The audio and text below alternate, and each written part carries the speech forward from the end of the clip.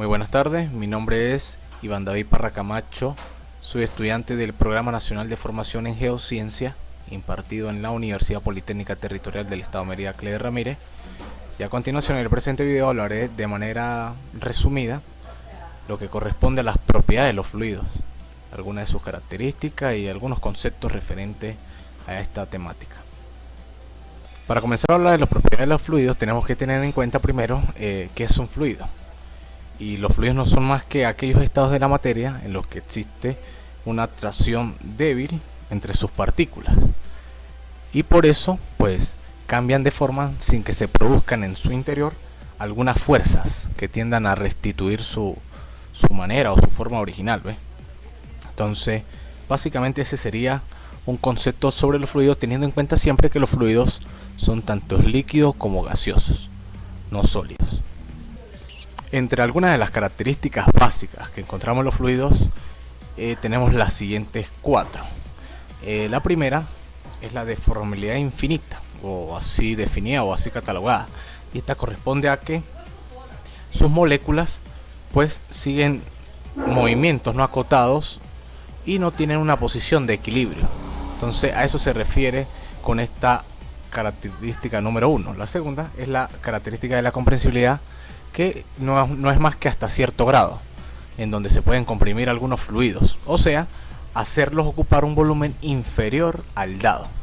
Mas sin embargo, pues los gases son más comprimibles que los líquidos. Por otra parte tenemos la viscosidad, que corresponde más allá de una característica también a una de las propiedades, que más adelante desglosaremos o hablaremos un poco de ella.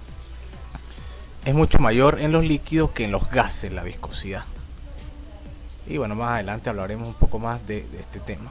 Por último tenemos la ausencia de memoria de forma, que esta no es más que la forma del recipiente que los contenga, y esta ausencia de forma pues quiere decir que básicamente ya sea el líquido o el gas se adapta al recipiente en donde se encuentre.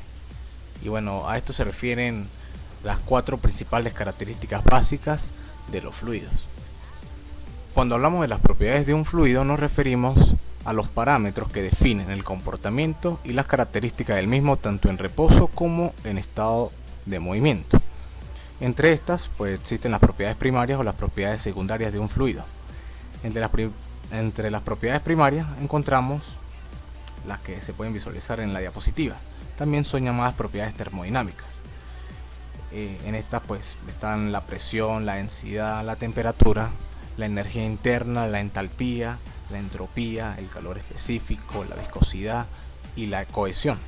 Por su parte, en las propiedades secundarias, las cuales son las que definen el comportamiento específico de los fluidos, conseguimos la viscosidad, la conductividad térmica, la tensión superficial, la comprensibilidad, la capilaridad y la difusividad. Y bueno, en este video pues nos enfocaremos en las propiedades más importantes o más determinantes que hay que tener en cuenta en un fluido. Como habíamos dicho en un principio, la viscosidad básicamente refleja la resistencia al movimiento del fluido y tiene un papel bastante parecido al del rozamiento en el movimiento de los sólidos. Esta a su vez se divide en dos: la viscosidad dinámica, la cual también es llamada viscosidad absoluta, y esta se encarga de la resistencia interna entre las moléculas de un fluido en movimiento, y a través de este pues se determinan las fuerzas que lo mueven y que también lo deforman. Y ahí podemos ver la fórmula de viscosidad dinámica, la cual es Ft igual a U por S.B sobre Y, y ahí podemos ver qué significa cada uno, ¿no? Ft es la fuerza tangencial, U es viscosidad dinámica, S superficie, B velocidad de una placa respecto a otra, y Y espesor de la lámina líquida. Esa es la ecuación de viscosidad dinámica. Por otra parte tenemos la viscosidad cinemática, la cual está relacionada con la anteriormente mencionada, la dinámica, y está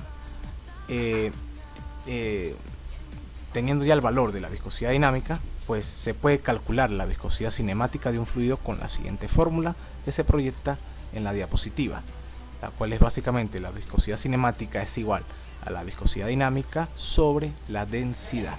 Y estas serían las fórmulas de viscosidad. Por otra parte tenemos lo que es una de las propiedades, como es el peso específico, y esta se define como el peso por unidad de volumen.